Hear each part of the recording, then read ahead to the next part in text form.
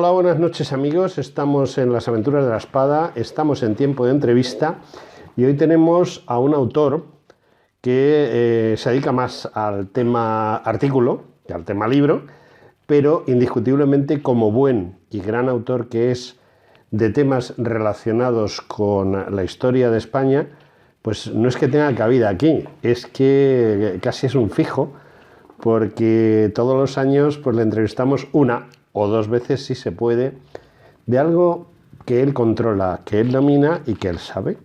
Y bueno, creo que ha llegado el momento de presentar a nuestro gran amigo ya, Juan Manuel Cepeda. Muy buenas noches, Juan Manuel. Buenas noches y como siempre, yo aquí en la trinchera, al pie del cañón. Estamos aquí, Juan Manuel, porque estamos en el mes de julio. Este programa se va a emitir el día 20 de julio y 3 días antes. Además, este año coincide en las fechas porque el 17 de julio era sábado y el 18 de julio era domingo. San Federico. Exactamente, igual que este año, ¿no?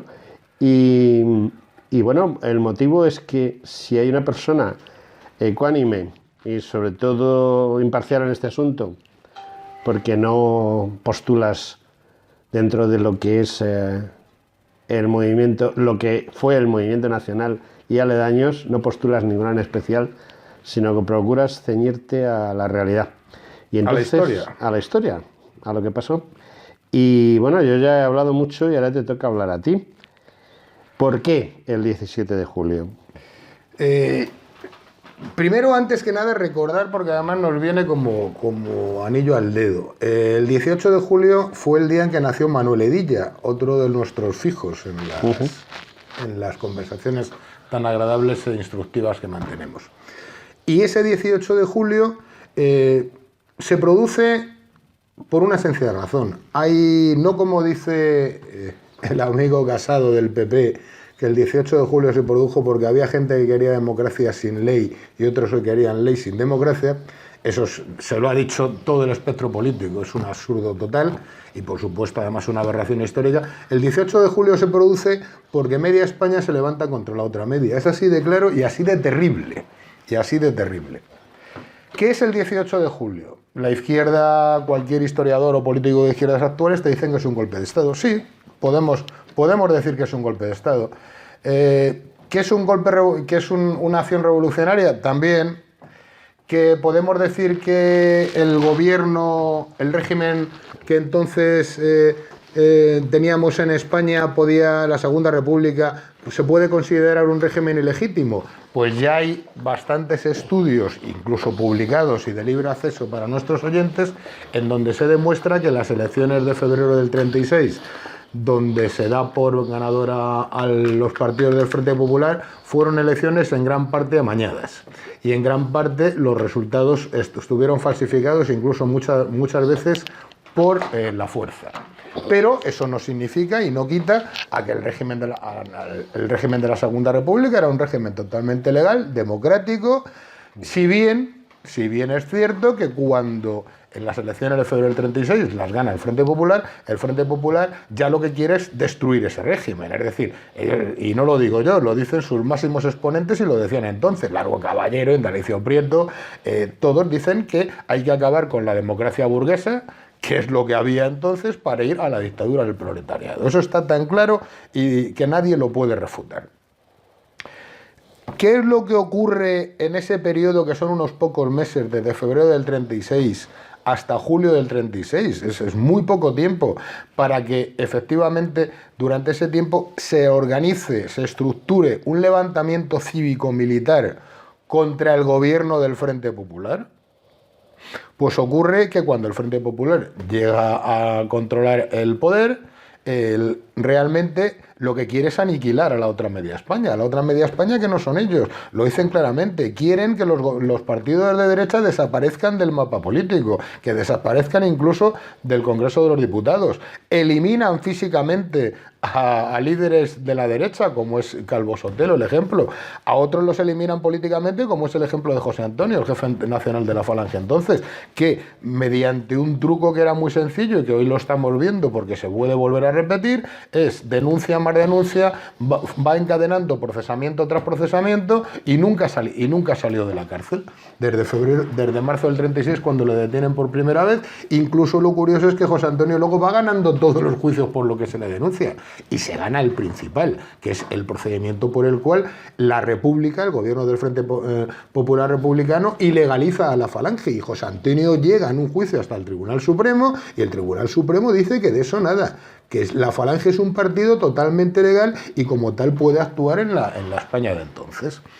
¿Por qué se produce? Se produce porque, insisto, hay una parte de España que se niega a ser aniquilada, físicamente e incluso, y por supuesto antes, políticamente. También se produce porque hay un sector del ejército, no olvidemos cómo era el ejército en aquel entonces. El ejército en gran parte era totalmente monárquico, los mandos del ejército era un ejército acostumbrado a las guerras de colonia, sobre todo a las guerras de Marruecos. Era un ejército no muy politizado, pero sí en gran parte de sus mandos antirrepublicano. No creían en el régimen republicano. Por eso la ley Azaña. La ley Azaña, cuando muchos vemos militar retirado por la ley Azaña, lo que pasa es que la ley Azaña lo que obligaba a todos los oficiales del ejército era a jurar fidelidad a la República. Y entonces los oficiales decían no. ¿Qué los hacían? Los pasaban a la reserva, cobrando evidentemente sus paguitas. Eso no se las quitaban. Eso es lo que se produce. Intervención de la Falange en el 18 de julio. Ese es el hueso duro que hay que roer. ¿Por qué? Porque se ha escrito muy poco, parte de lo que se ha escrito son posturas interesadas, es decir, todo lo que se escribe sobre la Falange y la guerra civil el 18 de julio durante el franquismo, pues evidentemente es tendente a manifestar sin lugar a dudas que la Falange se suma como un solo hombre, que José Antonio estaba totalmente de acuerdo con el 18 de julio, y no es ni eso, ni lo que luego se ha escrito también por parte de algunas posturas donde se nos dicen que José Antonio no tuvo nada que ver con el 18 de julio y que la Falange prácticamente fue engañada al golpe. No es ni lo uno ni lo otro. Hay un término medio que normalmente es el término real y que en este caso es el término histórico y verdadero. Es decir, José Antonio, hemos dicho antes, es detenido y no vuelve a salir de la cárcel salvo para contadas vistas en juicios el 14 de marzo de 1936, es decir, prácticamente un mes de que el Frente Popular gane las elecciones. José Antonio intuye, no es el peligro del que la izquierda ha ganado el Frente Popular, es lo que él llama la invasión de los bárbaros. Cuando José Antonio habla de la invasión de los bárbaros, habla de la llegada del comunismo. Esa es la invasión de los bárbaros. Entonces, intuye que este es su primer paso para lo que ellos mismos ya estaban hablando claramente, la dictadura del proletariado. Y José Antonio, que ya lo intuye antes de las elecciones, por eso él es el que capitanea un frente nacional donde iría la Falange y todo aquel patriota español, incluso con partidos que estuvieran de acuerdo en un solo fin, en contrarrestar al Frente Popular. ¿Qué es lo que ocurre? Que la CEDA, entonces partido mayoritario de la derecha española, como podía ser hoy el Partido Popular, se niega en redondo. Tampoco lo podemos no disculparlo porque evidentemente la fuerza política de la Falange en el 36, comparada con la fuerza política de la CEDA, era nimia. La Falange no tenía ninguna fuerza. La prueba evidente es que en las elecciones saca 44.000 votos, cuando la CEDA saca millones de votos. Entonces, José Antonio sí atisba lo que nos puede llegar. Y José Antonio desde ese momento ya empieza a pergeñar lo que él llamaba un golpe de timor, incluso una intervención quirúrgica. José Antonio lo que empieza a hablar, al gobierno del Frente Popular había que derrocarlo y no por las urnas, sino que había que derrocarlo por la fuerza, o como mínimo que la Falange fuera la que absorbiera todos los frutos de ese derrocamiento del Frente Popular. Claro, las otras fuerzas nacionales, entre comillas, fuerzas derechistas, le decían que de eso nada, que la Falange, si bien era la fuerza que estaba luchando en las calles y matando y muriendo contra las izquierdas, pero eso no le daba derecho a capitanear y luego, sobre todo, exigir los rendimientos políticos. Entonces, José Antonio en un principio cree que sea solo la Falange la que se subleve contra el Frente Popular. Llega un momento en que se da cuenta que eso es imposible, no es ni siquiera es una hipótesis factible.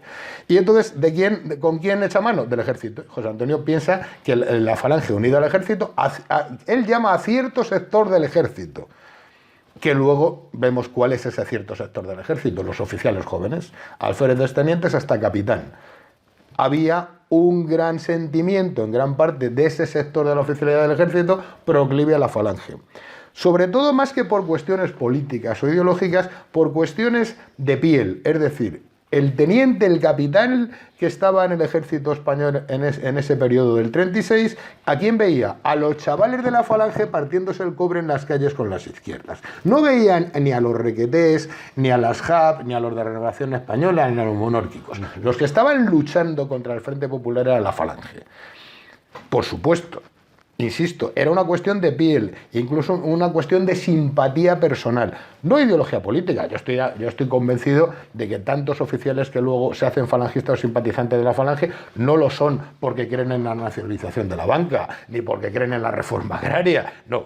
Era por una cuestión de un enemigo común, las izquierdas, y la lucha contra ellos. Y los que efectivamente levantaban la bandera de la lucha callejera contra las izquierdas, prácticamente el único partido era la Falange. Entonces José Antonio ya entra y lo de entrar es muy curioso. No olvidemos que el golpe militar empieza a establecerse, por supuesto, sin contar con la Falange y prácticamente sin contar con ninguna organización cívica ni política, lo organiza el ejército puro y duro. ¿Y qué es lo que ocurre? Que se solapan dos proyectos. Un proyecto que lo está dirigiendo la UME, que era la Unión Militar Española, que era una especie de sindicato clandestino dentro del ejército, con una connotación totalmente de derechas, en contraposición a la UNRWA, que era otro sindicato clandestino, sindicato entre comillas, dentro del ejército, que llevaba a los militares de izquierdas.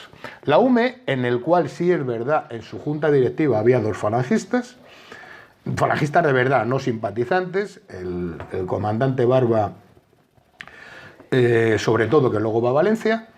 Esos preparan un golpe de Estado. Y luego hay el importante, el que está preparando el general Mola como director, con jefe en el general Sanjurjo. Franco hasta entonces no es nadie en esa organigrama militar, y ese se come al otro. Pero se lo come de una forma muy extraña, es decir, el propio 17 y 18 de julio hay provincias españolas, por ejemplo Madrid, en donde no se sabe muy bien qué es lo que ocurre. Es decir, ahora viendo esa sublevación, que yo tampoco lo llamo alzamiento nacional, porque tiene sus connotaciones, es una sublevación contra el gobierno del Frente Popular. Viendo cómo se produce en España, lo que vemos es que en muchos casos es un auténtico caos, es decir, hay una mala programación, hay una mala estructuración. Por ejemplo, Mola está convencido de que Madrid nunca va a poder, no va a poder alzarse y conseguirlo para él. Y como se convence de que Madrid es imposible tomarlo, lo deja en un segundo lugar. Y así nos encontramos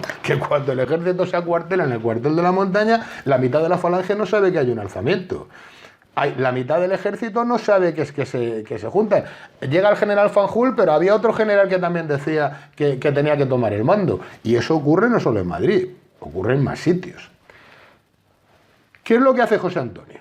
La Falange. Cuando hablo de José Antonio, personifico a la Falange porque evidentemente José Antonio era el jefe nacional y en la Falange los jefes eran jefes. Es decir, José Antonio mandaba en la Falange. ¿Qué es lo que hace José Antonio cuando le dan noticias de que se está preparando un golpe militar contra el Frente Popular? Le dan noticias, que ni le piden su opinión, ni le piden su consejo, ni le dicen esto, tú puedes entrar aquí para organizar. No. Los militares, con los únicos que hablaron y poco, eran con los requetés. ¿Por qué? Porque el requeté, como brazo armado de la comunión tradicionalista, ya había constancia entonces que al grito de guerra de levantaros, ponían miles de tíos armados al día siguiente, como lo demostraron en Pamplona. Como pasó. Como pasó. Y entonces, sí, Mola, que además estaba en el gobierno militar de Pamplona, con los que tenía un acceso más directo, eran con los requetés. ¿Qué es lo que ocurre? También Mola se encuentra problemas con los requetés, porque Mola se quería levantar al grito de Viva la República, los requetés decían que de ninguna manera, los requetés obligaban a que se levantara con la bandera rojigualda, con la bicolor, y Mola y otros generales eran republicanos y no querían, pero bueno, con los Requetés sí incluso les dan un poco más de cancha, para que nos entendamos, les informan más lo que están haciendo, cómo lo van a hacer, pero es que a José Antonio no le informan de nada.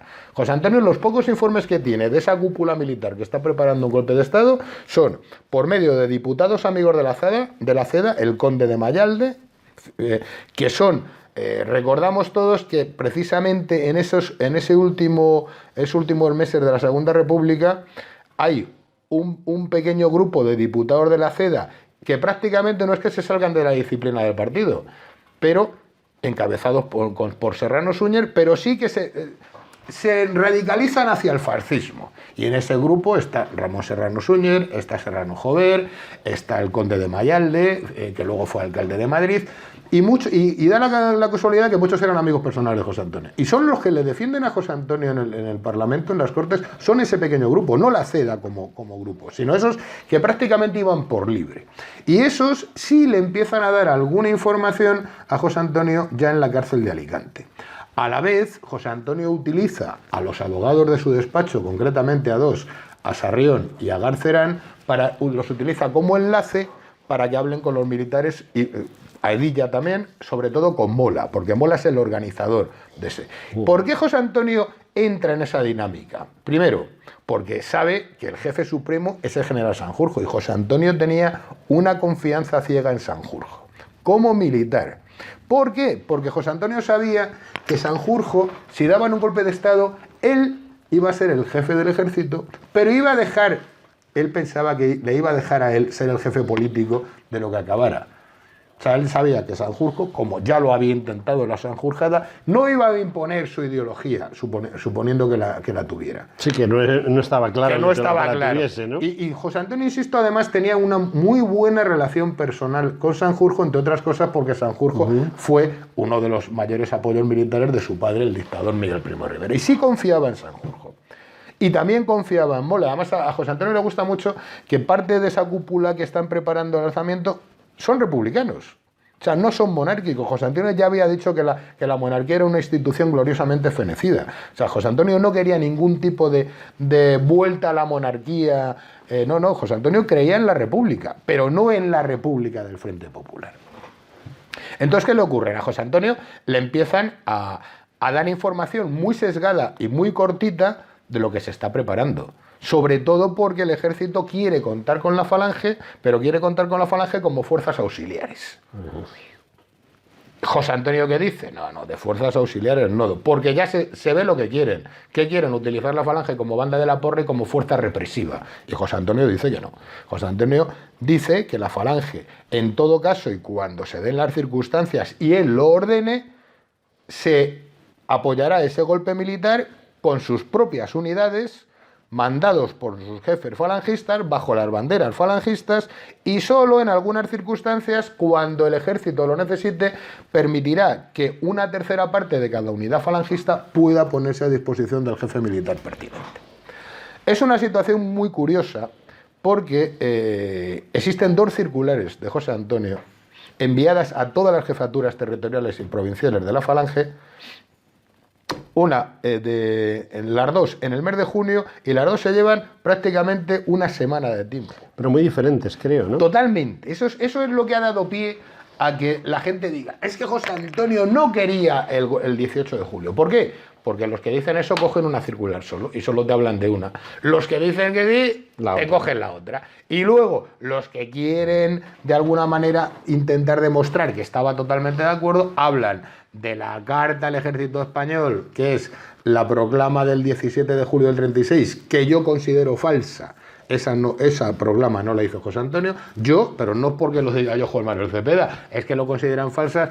Ya se consideraba falsa, o como mínimo no auténtica, por historiadores franquistas que habían, por ejemplo, Mancisidori del Río Cisneros, que son los recopiladores y hacen las obras completas de José Antonio. Es decir, si había dos personas en España que conocían lo escrito por José Antonio, cómo lo escribía, su forma de escribir, eran esos dos. Y esos dos ya en pleno franquismo dudan de la autenticidad de ese manifiesto a los españoles. ¿Y ese manifiesto entonces dónde puede venir? Ese manifiesto, fíjate que es curioso, nosotros lo hemos estado... Normalmente de la documentación de Falange antes de la guerra existe poca, ¿por qué? porque el jefe local de Crevillente, que tenía su pequeño archivo con las fichas, las destruían, se destruían archivos, documentación se destruía, sobre todo en provincias que cayeron en zona roja al principio, y había muy poca documentación. Pero, por ejemplo, de estas 2 circulares de las que te he hablado, que yo tengo las 2 originales y que nunca en ningún libro he visto una foto de la circular. O sea, de la Falange hay muchas veces que tenemos que creérnoslo porque lo han dicho antes, no. Hay que ver quién lo ha dicho y por qué lo ha dicho. Y qué es lo que dice que han dicho. De esas yo tengo, y efectivamente son reales, pero de ese supuesto manifiesto escrito por José Antonio el 17 de junio en Alicante, de ese nunca se ha descubierto ningún original, no hay ninguna foto del mismo, ni siquiera una fotocopia, y hay una leyenda que dicen que un camarada de antes de la guerra guardó ese manifiesto, lo guardó en dobladito, y que el único que existió lo tenía él. Cosa curiosísima, porque realmente lo que se habla de ese manifiesto es que se repartió por los cuarteles del ejército. Con lo cual es muy extraño que al acabar la guerra no exista ninguno y que solo digan, aquí hay una copia, lo tiene un camarada y la tenía guardada dobladita. Sí, eso es que haya más copias. Lo como mínimo. Y además, cuando se reparte supuestamente en cuarteles del ejército, que luego ganan la guerra. Sí. Con lo cual, bueno. Entonces, ¿qué es lo que hace? José Antonio en un principio duda porque no lo tiene claro. Y duda porque está viendo que ese golpe militar cuentan con ellos como comparsas. Y sobre todo a José Antonio le llevan los demonios el que no puede negociar directamente con los militares porque está preso. No es lo mismo José Antonio hablando en el despacho con el general Mola, convenciéndolo de lo que le tuviera que convencer o discutiendo con Mola de lo que tuviera que discutir, que hacerlo por medio de un pasante de su despacho y le decía a Edilla, vete a hablar con Mola y dile no sé qué. Y volvía a Edilla, jefe, que Mola me dice... No, eso no es serio. No. Y sobre todo no es operativo. Y él, con la poca información que tiene, al final está convencido de que hay que apoyar. Pero da la circular de 24 de junio, en donde es la que dice, ojito, han llegado a oídos de la Jefatura Nacional que, y es verdad lo que estaba pasando, ya había jefes provinciales que estaban ya negociando con el ejército y con fuerzas de derechas ese alzamiento. Lo estaban negociando ya, porque además es que prácticamente yo creo que era vox populi. O sea, si el gobierno del Frente Popular no se entera del golpe del 17 de julio, es como para decir que estaban todos borrachos o dormidos. Porque era, o quizá que no querían enterarse. O que no querían enterarse. Y entonces es verdad, por ejemplo, caso de Murcia. Murcia, el jefe provincial es Sirven, un tío que era un fenómeno, un valiente. Bueno, fíjate hasta qué punto era valiente, que se escapa de la cárcel de Murcia, se escapan 4 de la cárcel y en vez de irse, te estoy hablando ya de después debió ser en mayo del 36, se escapan y en vez de irse, como se van los otros 3 camaradas, a Barcelona para esconderse y que los protejan, él dice, no, yo quiero hablar con José Antonio, que es mi jefe y quiero que me dé instrucciones. Se va a Alicante. Perdona, se viene a Madrid porque piensa que está en Madrid y justo en ese momento se lo llevan para Alicante, se vuelve a Alicante y claro, le acaban deteniendo, juzgándole y fusilándole. Pero ese ya estaba en contactos con fuerzas de derechas murcianas. No te digo que estaba enterado de lo que iba a pasar, pero ya estaba en contacto y José Antonio le destituye como jefe provincial de Murcia. Dice, no, ¿qué es esto de que estáis... Primero, negociando, aquí el único que negocia soy yo, eso es lo primero. Y segundo, ¿cómo que negociando con fuerzas de derechas, de orden? No. Y te estoy poniendo un ejemplo de un tío que era la falange murciana, que fue de las falanges más bravas que existieron.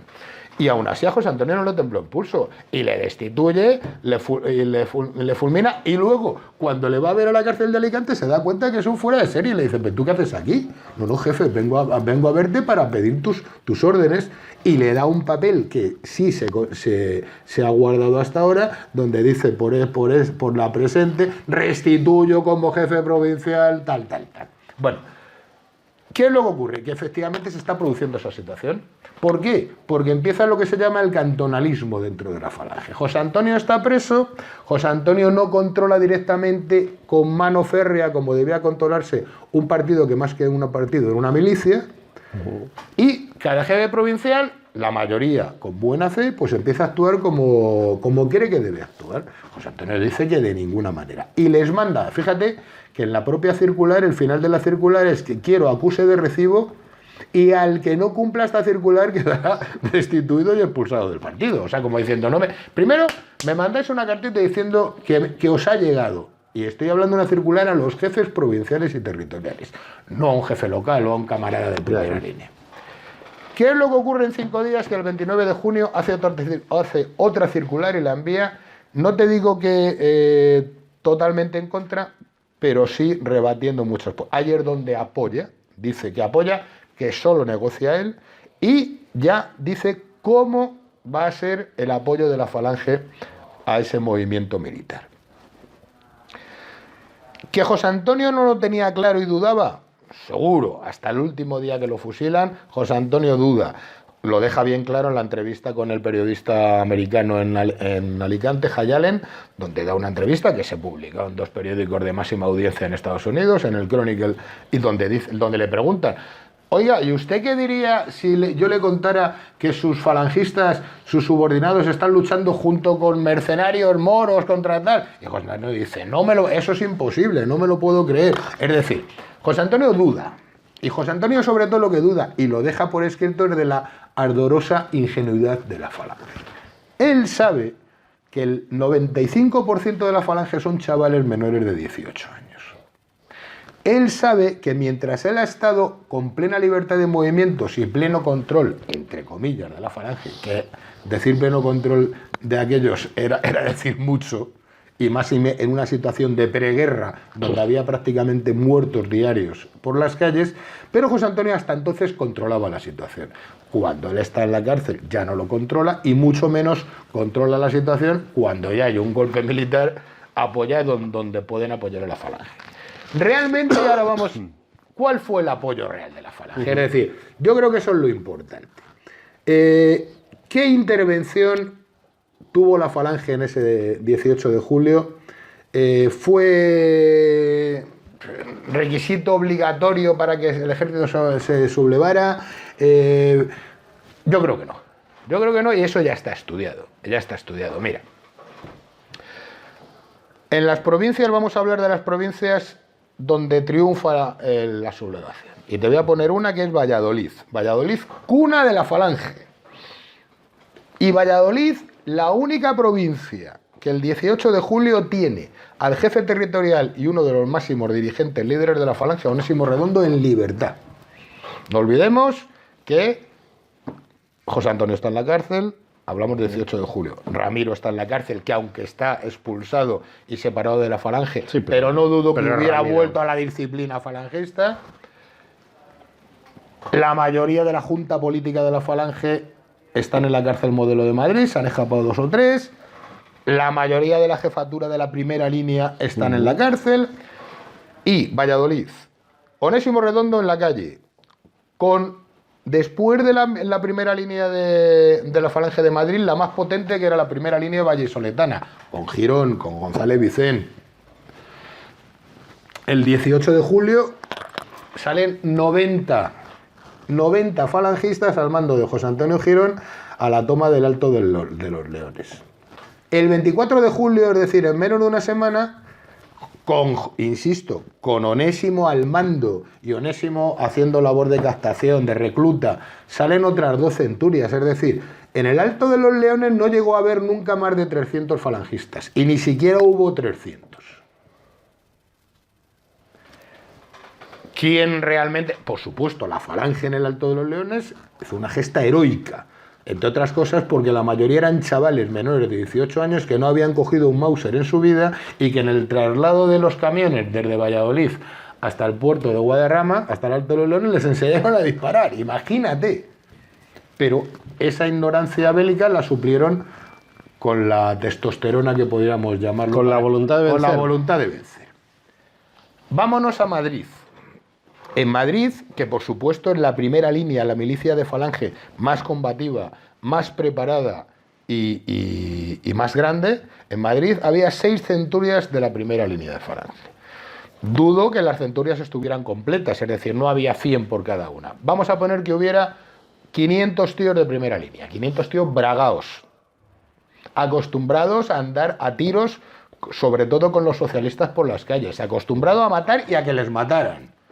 Es decir, una primera línea, una milicia muy bragada.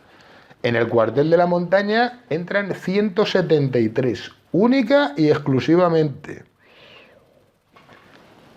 ¿Por qué se produce? Y tú me dirás, ¿qué es lo que pasaba? Pues pasa una cosa muy clarita.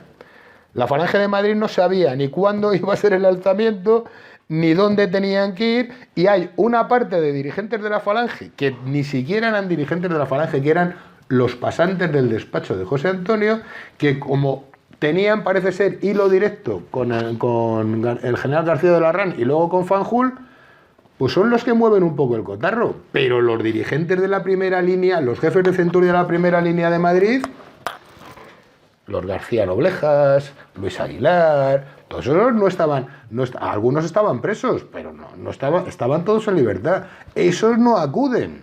¿Por qué no acuden? No por miedo, porque no lo saben, porque nadie les llama, porque nadie les dice, la Falange de Madrid tiene que entrar en el cuartel de la montaña y sublevarse.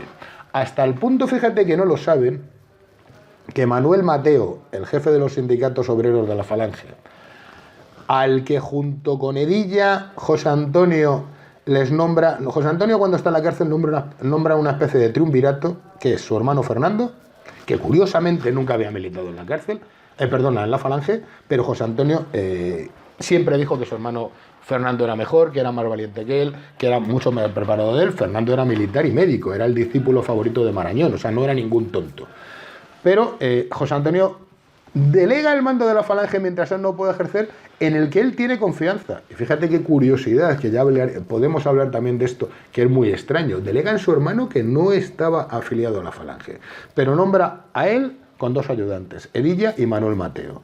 O sea, era en los tres personas que José Antonio creía sí o sí y depositaba su confianza en ellos. Pues Manuel Mateo, que justamente el 17 de julio, concretamente el 19 en Madrid, está al lado del cuartel de la montaña, en una calle que desemboca en Ferraz.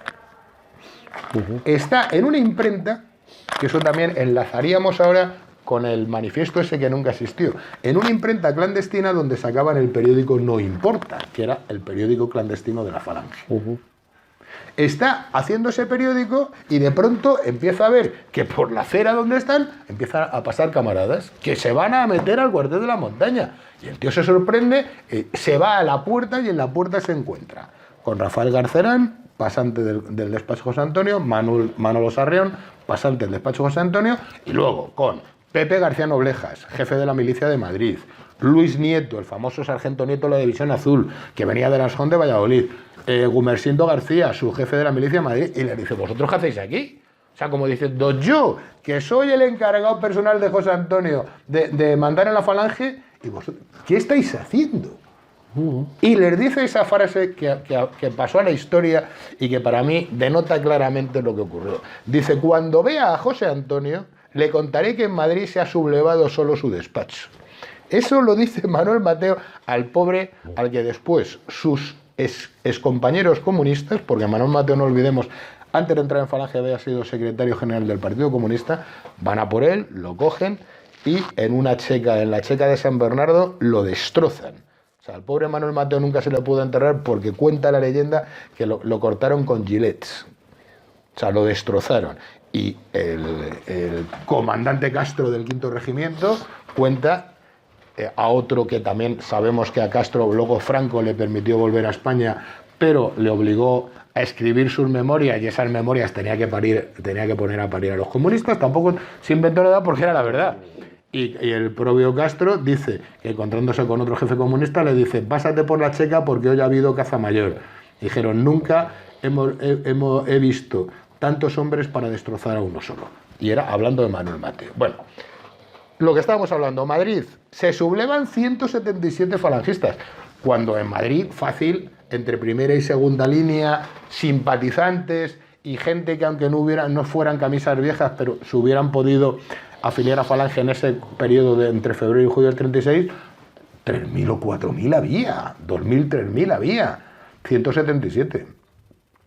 Valladolid hemos dicho que el primer día 80, 90 al mando de Girón y a los 2 días 2 centurias más al mando de Luis González Vicent. Barcelona, estoy hablando de grandes capitales, donde podía haber mucha gente. Barcelona, el jefe territorial de Cataluña, Roberto Basas, abogado, íntimo amigo de José Antonio, dice que él no se subleva. Que no se subleva. José Rivas Seva, el jefe provincial local de Barcelona de Falange, dice que tampoco se subleva. Y el que se subleva es el famoso Luis Santamarina, escritor que además no era catalán, de procedencia montañesa de Santander, que entonces ni siquiera, él no ostentaba jefatura alguna en la Falange catalana. Dicen algunos que era el jefe de los sindicatos. Yo más que jefe digo que debía ser una especie de mentor de los pocos gente que debía haber en los sindicatos falangistas en Cataluña. Y Luis Santamarina dice, ¿cómo? Y se va a hablar con sus jefes. Y le dicen, venga. Y les dicen, no. Le dicen, toma este teléfono y si el alzamiento triunfa, me llamáis. O sea, Luis Santamarina convoca a los 3 jefes de las 3 centurias que había en la primera línea de Barcelona, que era la roja, la azul y la amarilla, los convocan, logra, porque Manuel Edilla había estado un mes antes en Barcelona, y logra ponerlos de acuerdo, porque había excisiones, claro, cómo no, la Falange sin excisiones. Una centuria se había ido y decían que no obedecían al jefe territorial, otros se habían ido con Poblador, que era un fundador de las Jons, que también había desaparecido de la disciplina de la Falange. Edilla, en junio, está en Barcelona, los reúne a todos y les dice, dejaros de gilipolleces, que la que viene, mirad la que viene. Bueno, pues Luis Santamarina reúne y convoca a toda la primera línea de la Falange de Barcelona. ¿Sabes cuántos se sublevan? Menos de 90. Y hay un listado. Es que todo esto, ¿sabes lo que pasa? Que es muy fácil de decir, pero difícil de comprobar. Yo lo comprobo, es que hay un listado. Es que Luis Santamarina, al acabar la guerra, dice nombre por nombre los tíos, los camaradas de Barcelona que le han seguido a él y se han sublevado con la Falange. Evidentemente, todos sabemos lo que ocurre. Van al cuartel de Pedralbes, sale con el ejército se rinde cuando llega la Guardia Civil, muchos, afortunadamente, en ese periodo de que no estaba claro, se escapan, y los que no se escapan los fusilan a todos en los fosos de Montjuïc. Entonces, estamos hablando, Madrid, 177, Valladolid, menos de 90, Barcelona, menos de 80, Galicia, Manuel Edilla, el 18 de julio a Manuel Edilla le pilla en Vigo. Porque a Manuel Edilla, José Antonio le había encargado, porque era, insisto, uno de los pocos en los cuales José Antonio creía y tenía depositada su confianza, a Edilla el jefe le nombra una especie de inspector. Pero inspector que le dice, pásate por toda España y luego me vienes y me cuentas cómo está la Falange en las distintas provincias. Y el informe que le da Manuel Edilla a José Antonio, o sea, yo creo que ese día José Antonio debió llorar. Porque ese informe tampoco me lo invento yo, está escrito. Hay un libro de memorias de Edilla que se llama Testimonio. La gente que quiera leer de verdad se coge, además ahora en las librerías de segunda mano por 3 euros, un libro interesantísimo, sobre todo sobre la Falange, de la Falange de preguerra. Y en ese libro, Edilla le cuenta a José Antonio lo que está pasando por las provincias que han llegado. Él le cuenta que en Cáceres, el jefe territorial de Cáceres, el comandante Luna, es que no solo ya dice que no es el jefe territorial de la Falange, es que lo ha publicado en un periódico de máxima tirada extremeño, en el Hoy. En el diario Hoy, el comandante Luna paga de su bolsillo una especie de esquela, que no es esquela, donde dice, yo comunico que dejo de ser jefe territorial de la Falange y que ya no estoy sometido a la disciplina del partido. O sea, cosas increíbles.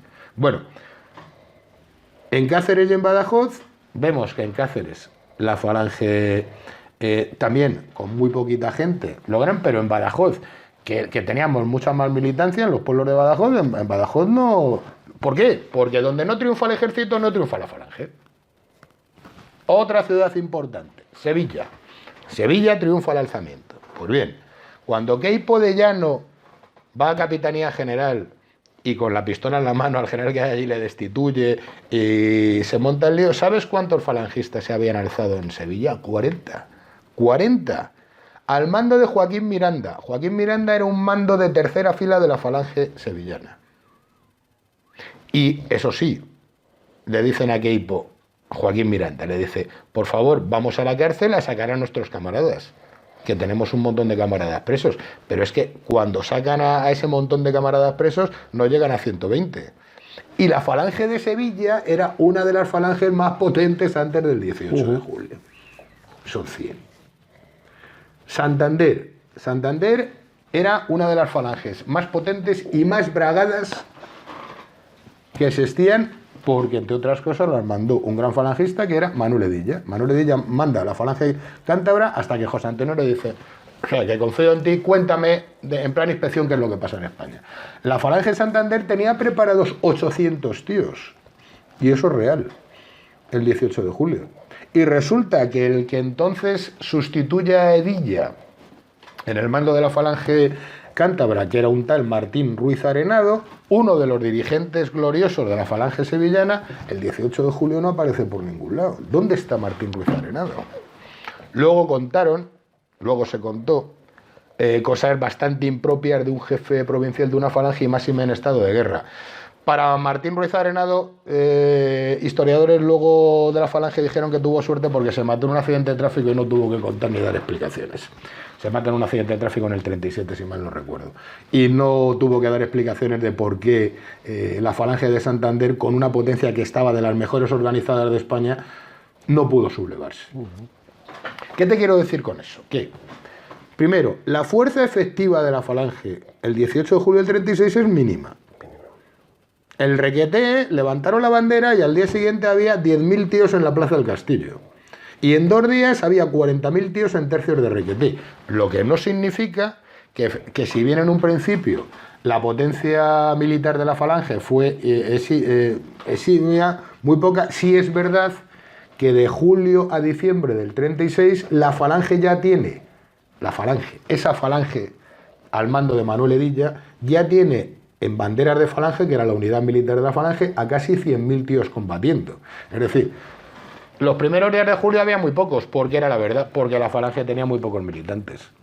Según va transcurriendo la guerra y según vamos avanzando los meses de guerra, te puedes imaginar lo que pasaba. En las provincias que habían quedado bajo el régimen del alzamiento militar, te decían o a falange o al Requeté, donde el Requeté tenía algo de tradición, ya no solo en Navarra, por ejemplo, en Barcelona, en Cataluña, sí, en Cataluña en general, pero en Valencia, en Castellón, en Sevilla, sí hubo algunos, pero la mayoría. Y además luego la falange era mucho más atractiva para el alistamiento de un chaval de 18 años, sí, de un pueblo de Burgos, que no el Requeté.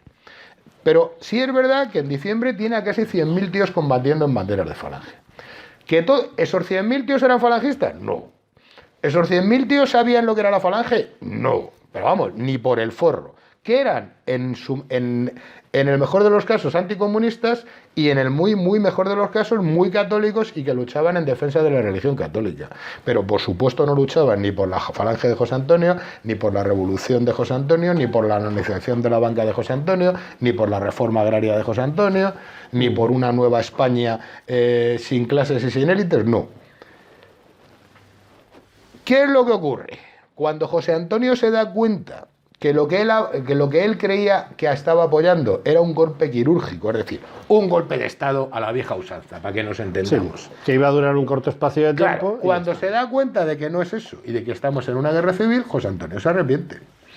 Y José Antonio es cuando, antes de que le inicien su juicio, es cuando se pone en contacto con las autoridades republicanas y se ofrece como mediador para acabar con la guerra. Y yo creo que además lo hace de todo corazón. O sea, lo hace convencido de que quiere hacerlo.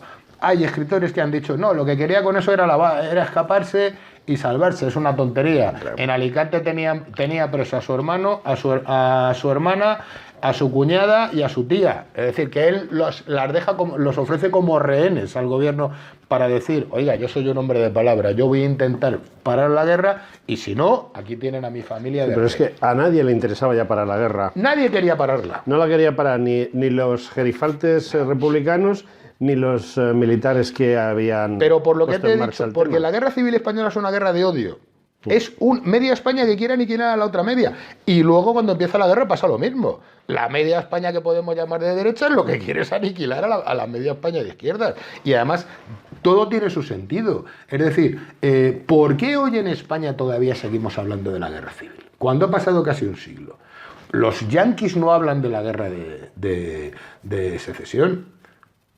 Porque no fue una guerra por política, no fue una guerra entre hermanos, no fue una guerra por odio. Aquí en España, las famosas represalias, esos que es verdad, esos desgraciados, te digo desgraciados por su final, que andan enterrados por las cunetas, igual que los hubo de un lado y de otros, esos en su mayor parte era un pueblo.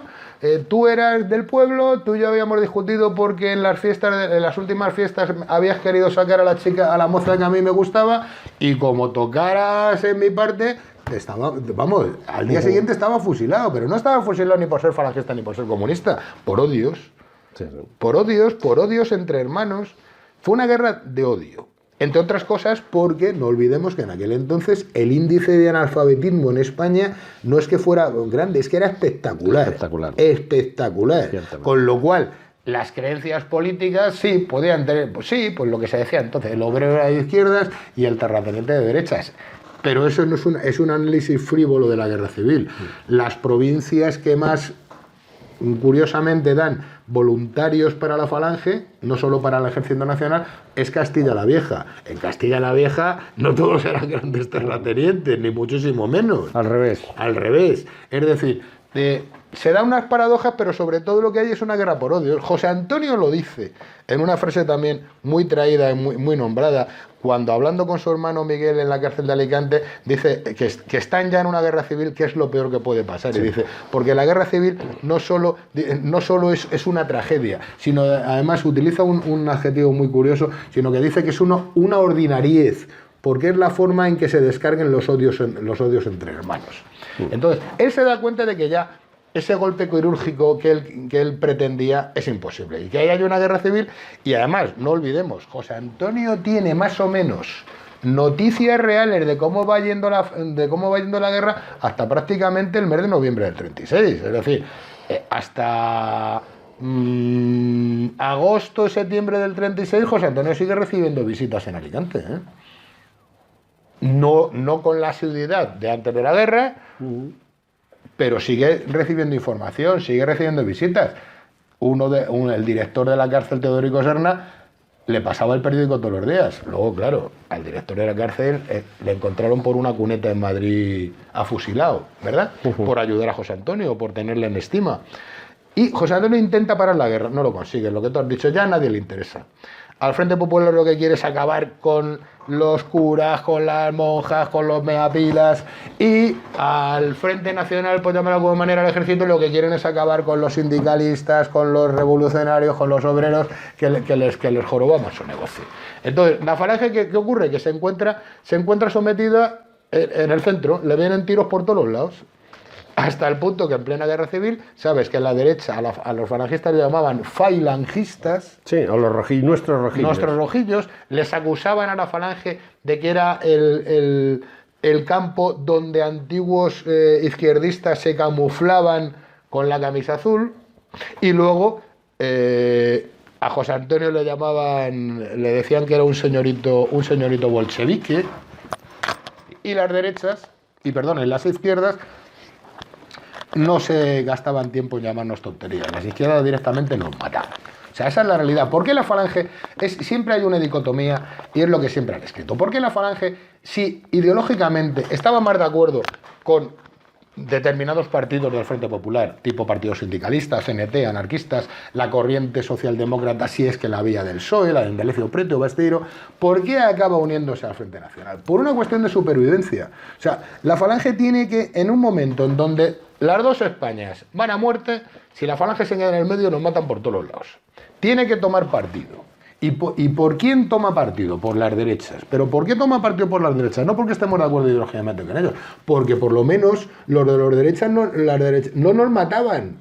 Esa es la realidad. La realidad es que en el 36, sobre todo en el 36, pero desde la fundación de la falange en el 33, que la falange tuvo enfrentamientos con jóvenes monárquicos, todos los que quieras y más, que andaban a hostias por las facultades con los monárquicos, con los derechistas de las JAP, que se cachondeaban de ellos, pero andaban a bofetadas.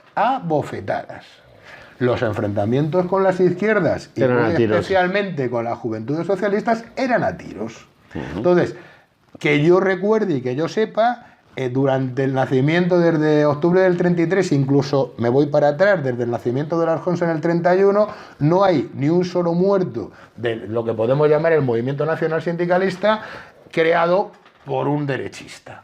Y en cambio, hay 113 caídos contados y verificados de la Falange desde la fundación de la Falange hasta el 18 de julio del 36.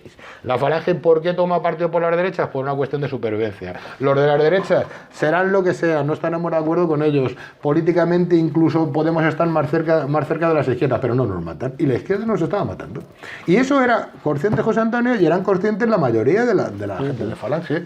Entonces, ni siquiera pudieron plantearse, es decir, se ha escrito mucho del acercamiento de José Antonio con Ángel Pestaña, el presidente del Partido Sindicalista. Se ha escrito sobre el acercamiento de José Antonio con líderes de la CNT y de la FAI, con Diego Abad Santillán. Es verdad, si esos acercamientos existieron. Yo he escrito sobre ellos. Con Ángel Pestaña se reúnen en un restaurante en Barcelona, donde ahora está el parque de atracciones. Se reúne con él y resulta que en la reunión, cuando salen, Ángel Pestaña lo que le pide es dinero. Y sale José Antonio diciendo: pues si tenemos menos dinero que vosotros. ¿Me entiendes? Y sí, es verdad que hay reuniones con dirigentes falangistas, sobre todo en Cataluña. Luis Santamarina se reúne con Diego Abad de Santillán, el jefe de la FAI. Hay reuniones, pero la mayoría eran reuniones que no se llegaban a ningún lado. Mira, un hermano de Durruti, de Buenaventura Durruti, el jefe de la CNT, y digo jefe aposta, porque por mucho que los anarquistas digan que no tenían jefe, claro que los tenían, y muy competentes. Buenaventura Durruti tiene un hermano que es marciano, que entra en Falange. Y entra en Falange. Y le entra en Falange además avalado por la firma de José Antonio, directa. Pues claro, José Antonio dijo: joder, un Durruti, como le vean estos lo matan. Y entra avalado por él. Y hay una anécdota muy curiosa que Marciano Pedro, que se llamaba así, habla con Buenaventura, con su hermano, y le dice poco más o menos de que, coño, si es que somos muy parecidos, ¿por qué no hablas con José Antonio? Y Durruti se le tira al cuello a su hermano diciendo: ¿qué estás diciendo? ¿Cómo voy a hablar yo con ese fascista? Le coge del cuello a su hermano. Es decir, ¿que hubo contactos con la CNT? Sí, poquitos. ¿Que ideológicamente, por el propio ser del sindicalismo nacional, estábamos más cerca de los sindicalistas de la CNT, sindicalistas, los trentistas sobre todo, que de las derechas? Sí, pero de ahí a prácticamente lo que han escrito historiadores, que es que la Falange éramos medio anarquistas o los anarquistas eran medio falangistas, son mentira. Solo hay un dato que corrobora la poca enemistad, sobre todo antes de la guerra, la poca enemistad entre Falange y la CNT. Hay, de todos esos muertos y enfrentamientos prebélicos, solo hay, que yo conozca, 2 atentados donde los causantes son de la FAI, uno en Vigo y otro en Andalucía.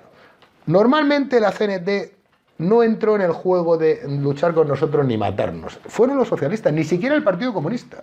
Es una cosa que la gente no entiende. Es curioso, ¿no? El Partido Comunista, como eran muy listos, ellos iban a lo suyo, a organizar su partido, y les daba igual. Nosotros, la Falange, decían: estos son unos charados, ¿qué vamos a perder el tiempo en pegarnos de tiros con ellos? No, igual que atentados comunistas contra la Falange de antes de la guerra, contados con los dedos de una mano. El enemigo de la Falange era el Partido Socialista, y en concreto las Juventudes Socialistas. El 95% de los enfrentamientos, tanto a tiros como a porrazos, como a navajazos, son con socialistas. Ese es el enemigo. Por eso te digo, y para acabar en la conclusión, realidad de la aportación, vamos a llamar militar, de la Falange el 18 de julio al alzamiento o a la sublevación, mínima. Mínima. ¿Y fue imprescindible? No. Si no se hubiera alzado la Falange, ¿hubiera cambiado algo? Yo creo que no. Si la Falange hubiera decidido, José Antonio, imagínate, hubiera dicho: nos declaramos neutrales. No estamos ni con unos ni con los otros, cada uno en su casa, y a que Dios se la dé, San Pedro se la bendiga. ¿Hubiera cambiado algo? No. Sí es verdad que lo que cambia la aportación de la Falange a ese levantamiento militar es que da un contenido político, lo que Franco no tenía.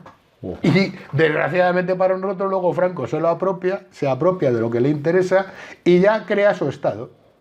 Sí, se apropia de lo que interesa tanto falangista como de la comunidad tradicionalista. Claro, se apropia de lo que le interesa. De lo que le interesa. ¿Y qué es lo que le interesaba?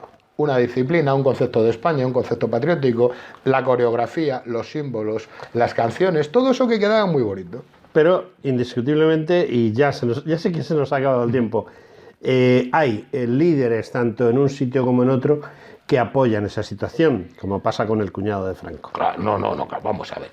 Hay una cosa que es incontestable.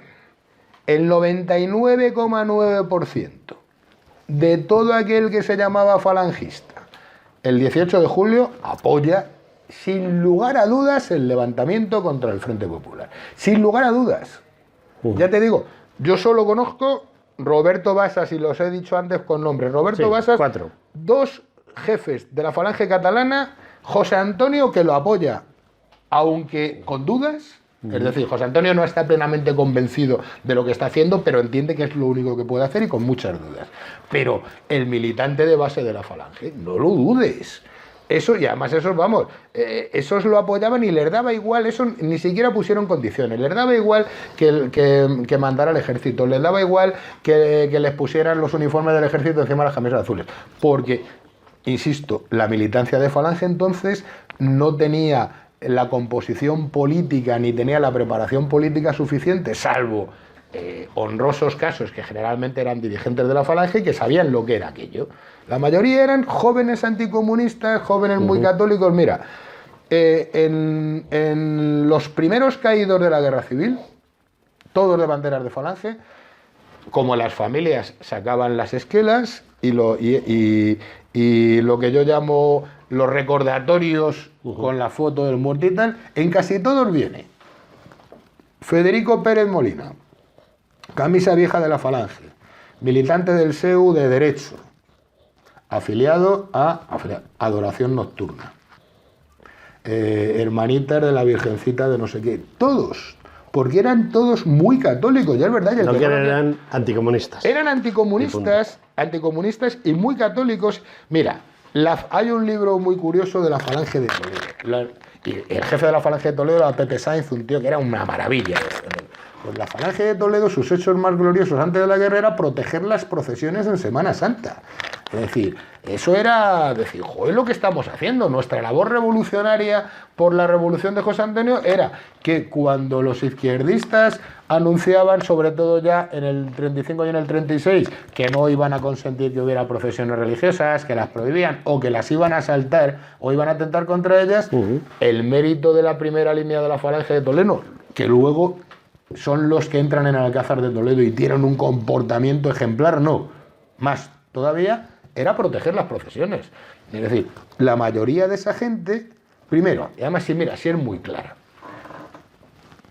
la falange tiene un componente de militancia en un tanto por ciento muy elevado universitario. Eso sí entendían o atisbaban lo que José Antonio quería decir, que era muy complicado, por cierto. Sí.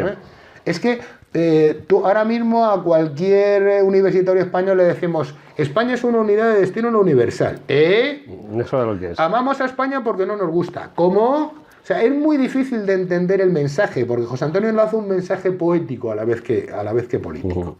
Y el mensaje nuestro es muy difícil de entender. Pues eso trasládalo a la España del 36, cuando José Antonio iba a dar un mitin a Mota del Cuervo, por ponerte un ejemplo. En la Plaza de Toros del Mota del Cuervo daba un mitin a 300 paisanos que iban con la boina, con el callao y venían de la tierra, de arar la tierra. Eso decían, ¿qué nos está diciendo este hombre? ¿Este hombre qué nos dice? O sea, no te creas que el mensaje de falange era fácil de entender. No. Y mucho más cuando el mensaje político, José Antonio va evolucionando día a día. Es decir, no es lo mismo el mensaje político que lanza José Antonio en mayo del 36 que el que habla en el Teatro de la Comedia en octubre del 33. O sea, no tiene nada que ver. Son dos mensajes diametralmente opuestos. Es decir, para tú seguir ese mensaje político de la falange en esos 3 años, tenías que estar muy preparado. Muy preparado. Muy preparado. Fíjate hasta qué punto, ya con esto si quieres acabo. Es una anécdota muy... Sí, porque ya te has pasado de hora. Una anécdota muy curiosa. Te lo voy a recortar. Cuando están en la cárcel Modelo, José Antonio le dice a Ramón Serrano Súñer, que era amigo suyo que también está en la cárcel, le dice: fíjate si los últimos mensajes de la falange que mando son fáciles de entender, que hasta el ceporro de Sancho Dávila los entiende. Bueno, voy a despedirme. Bueno, queridos amigos, esto ha sido un recuerdo de ese 18 de julio que marcó un antes y un después en la historia de España y que hemos tenido la suerte de que Juan Manuel Cepeda nos cuente, digamos, la versión de cuál fue la situación política de Falange Española y de las Hons en esos momentos y cuál fue su actuación y la actuación de sus líderes. Y simplemente pues decirle al amigo Juan Manuel Cepeda que muchísimas gracias por su comparecencia en estos micrófonos. Siempre encantado para intentar ir poniendo velitas que consigamos al final que la verdadera historia de la Falange tome luz y que la gente la entienda. Muy bien, pues muchas gracias.